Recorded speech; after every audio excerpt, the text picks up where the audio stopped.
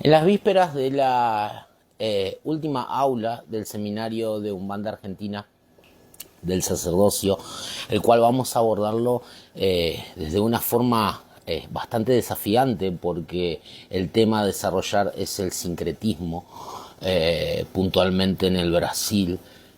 También vamos a tocar cuestiones, se podría decir, de Iberoamérica, ¿no? Sincretismo que se dio con las religiones de matrices afro en América.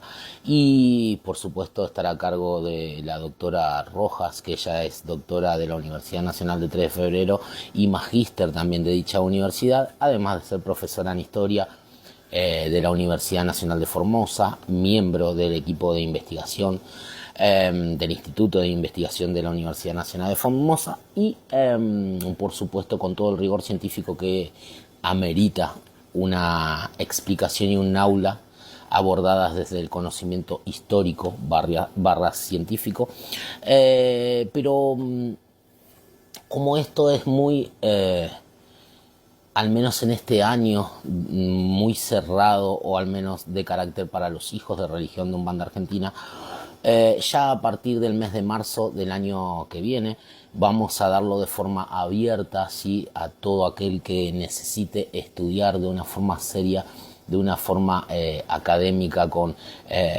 contenido verdaderamente rico, desafiante, adjuntando bibliografías, webgrafías, material audiovisual y un montón de cuestiones más que no vienen al caso.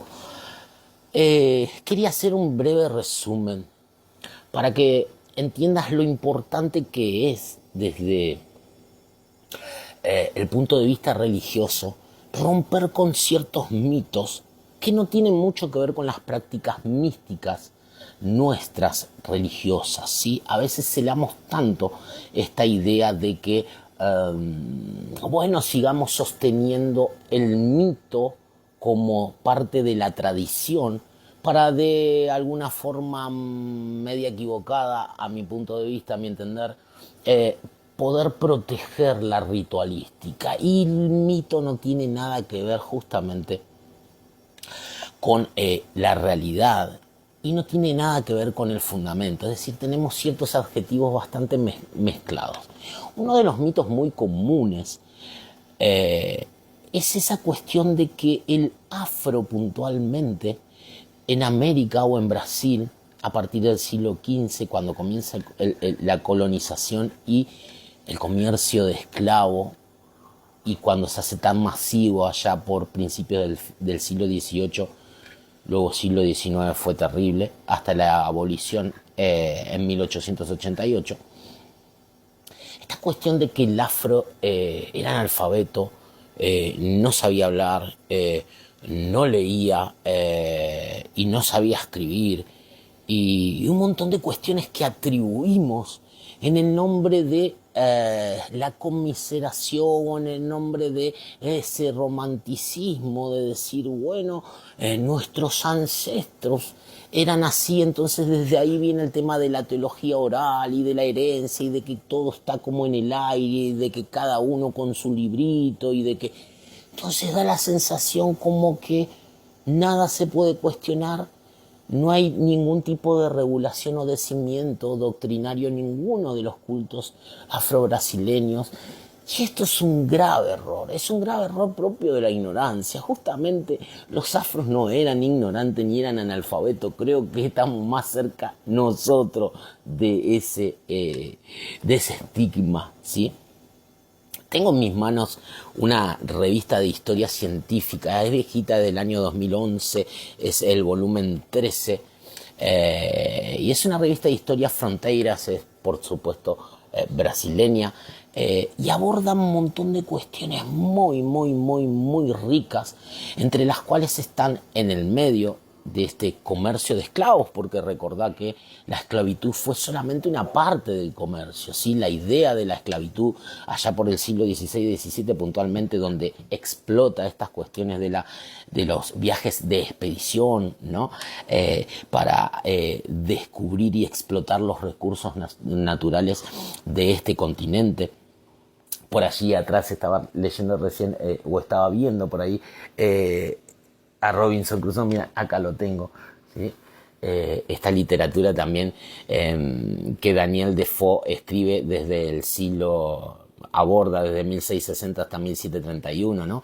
Es publicada en 1719, es emocionante y muy entretenida, pero tiene muchísimos elementos reales, ¿sí? Es realista ficcional, ¿sí? Y es maravillosa y cuenta lo que te estoy diciendo, ¿no? Esta explosión, este auge comercial para la explotación de recursos naturales, y esta revista lo que aborda puntualmente a través de muchísimos historiadores, documentos, etcétera, es la explotación natural de la parte vegetal como elementos de medicina, ¿sí? Y como como una como un diamante en bruto, ¿sí? Que los médicos europeos, médicos diplomados, porque los indígenas del Brasil no estaban diplomados, entonces eran chamanes o hechiceros, y los otros eran médicos, ¿no? Lo que diferenciaba era esta cuestión académica.